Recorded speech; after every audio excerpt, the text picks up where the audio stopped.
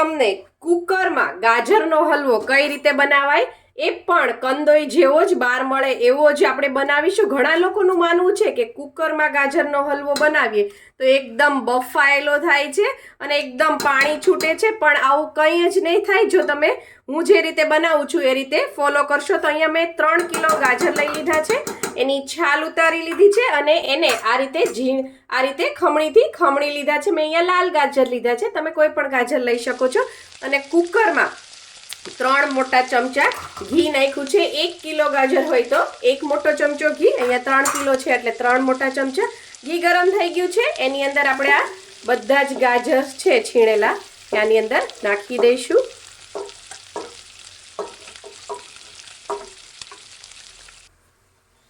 કુકરમાં ગાજરનો હલવો છે બહુ જ જલ્દી બની જશે. આ રીતે આપણે બધું જ આની અંદર મિક્સ કરી લેશું અને આને 2 મિનિટ આની અંદર સંતળાવા દઈશું. થોડી વાર આપણે ઊંચું નીચું કરતા રહીશું. 2 જ મિનિટ સાતળવાનું છે. 2 મિનિટ થઈ ગઈ છે. ઉપર નીચે કરતા હલવાને મેં 2 મિનિટ સાતળી લીધો છે. હવે આપણે આની અંદર દૂધ નાખવાનું છે અને આ હલવો બહુ જ ઓછા દૂધમાં તૈયાર થઈ જશે તો પણ તમે જોજો કેવો સરસ બનશે. આપણે એમાં વિસલ વાગે એ જ પ્રમાણે દૂધ નાખવાનું છે. અહીંયા 3 કિલો ગાજર છે એટલે મેં અહીંયા 2 ગ્લાસ જેટલું દૂધ નાખ્યું છે.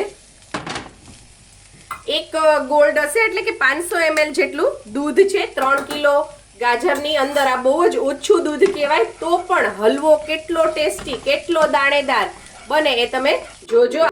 ગેસની ફ્લેમ છે એ તમે હાઈ કરી દેવાની છે અને ત્યારબાદ કુકરનું ઢાંકણ છે એ બંધ કરી દેવાનું છે. અને બંધ કરીને આપણે આની અંદર હાઈ ફ્લેમ ઉપર 2 થી 3 વિસલ લઈ લેવાની છે. બહુ વધારે નહીં કરવાની, નહીંતર ઓવરકુક થઈ જશે. 2 સીટી થાય, 2 વિસલ વાગે એટલે તમારે ગેસ બંધ કરી દેવાનો છે અને ત્યારબાદ કુકર ઠંડુ થાય પછી ખોલવાનું છે. વધારે સીટી બિલકુલ નહીં કરતા. ગેસની ફ્લેમ ધીમી પણ નથી રાખવાની. ફાસ્ટ ગેસ ઉપર 2 સીટી લેવાની છે. આટલી વાત ધ્યાન રાખજો. કુકર એકદમ ઠંડુ થઈ ગયું છે, એકદમ પ્રેશર નથી. હવે આપણે જો ઢાંકણું ખોલીએ, જો કેવું સરસ થઈ ગયું છે આ મિક્સચર રેડી. જો અહીંયા ગેસ ઉપર એક મેં મોટું વાસણ મૂકી દીધું છે, એની અંદર આપણે આ બધું જે કુકરમાં આપણે બાફ્યું હતું હલવું એ નાખી દઈએ. ગાજર અને દૂધનું મિક્સચર જો આ રીતે. જો વધારે પડતું દૂધ નાખીએ ને તો પછી દૂધ છે એ આપણે બાળવું પડે. હવે છે હું ગેસની ફ્લેમ આપણે ચાલુ કરી દઈએ. અને એટલો બધો હલવો હતો 3 કિલો જેટલો એટલે એક કુકરમાં નહોતો સમાણો એટલે મેં બીજા નાના કુકરમાં નાખ્યો હતો. એને પણ આપણે આની સાથે જ મિક્સ કરી દઈએ. અને તમે જો કેવો સરસ કલર આવ્યો છે. ગાજર છે એ પોતાનું પાણી છોડે અને આપણે દૂધ નાખ્યું હોય પછી વધારે પ્રમાણમાં દૂધ નાખો તો પછી નકરું દૂધ અને પાણી ભેગું થઈ જાય. અને કુકરને ઠંડુ થવા દેવાનું. ઠંડુ એટલે થવા દેવાનું કે ઠંડુ થશે ને એટલે જે આ ગાજર છે એ પડ્યા દૂધ છે એ બધું એબ્ઝોર્બ કરી લેશે. એનાથી ટેસ્ટમાં પણ વધારો થશે અને આપણે દૂધ બહુ બાળવું પણ નહીં પડે. અત્યારે આપણે આને મીડિયમ ફ્લેમ ઉપર 2 જ મિનિટ આ રીતે રહેવા દેશું અને વચ્ચે હલાવતા જઈશું. 2 મિનિટ થઈ ગઈ છે. પાણી બધું સરસ બળી રહ્યું છે, થોડુંક બળી ગયું છે દૂધ અને પાણી, અને થોડું બાકી છે. ત્યાં જ આપણે ખાંડ નાખી દેવાની છે. મેં અહીંયા 500 ગ્રામ જેટલી ખાંડ લીધી છે કારણ કે 3 કિલો ગાજર છે અને એમાંથી છાલ ને બધો ભાગ નીકળી ગયો હોય તો આપણે 2.5 કિલો જેવું માપ રાખ્યું છે. વચ્ચેથી જ્યારે તમે ગાજરની ખમણતા હો ને ત્યારે વચ્ચે એક પીળો અથવા કેસરી જેવો ભાગ હોય એ પણ છે કાઢી લેવાનો કારણ કે એ કડચો પાર્ટ હોય છે ને જેનાથી પિત્ત થતું હોય છે. તમે વધારે ગળું ખાતા હો તો વધારે ખાંડ નાખી શકો છો. તમારા ટેસ્ટ મુજબ તમારે ખાંડ નાખવાની. અને હવે ખાંડને આ રીતે મિક્સ કરી દેવાની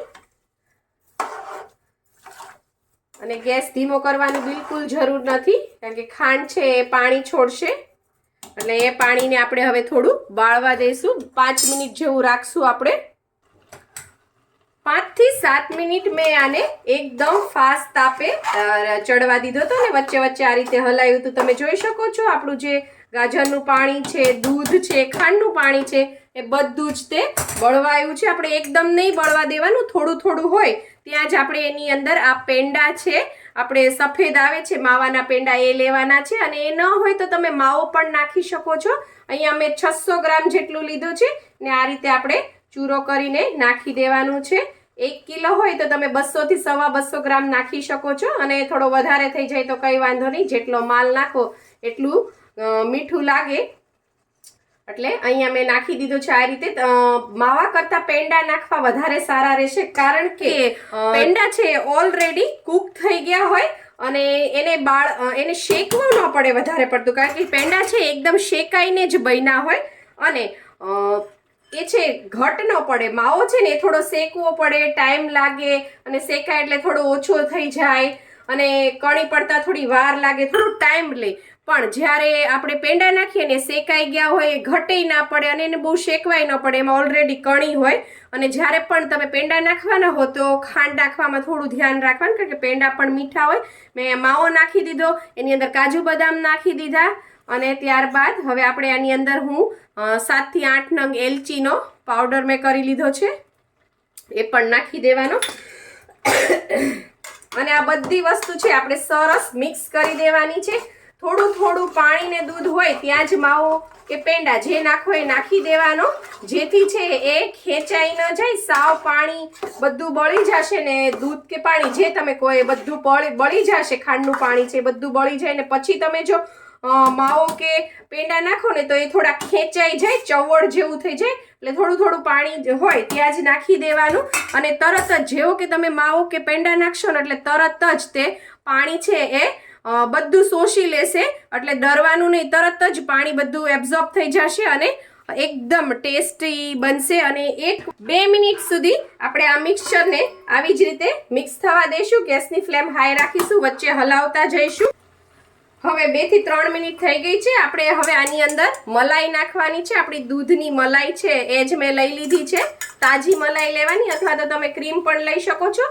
આને હવે છેલ્લે આ રીતે નાખીને મિક્સ કરી દેવાનું, જેથી મલાઈમાંથી પણ કણી થશે અને ઘી પણ છૂટશે, એટલે બહુ સરસ ટેસ્ટ આવશે. છેલ્લે જ નાખવાનું આ રીતે.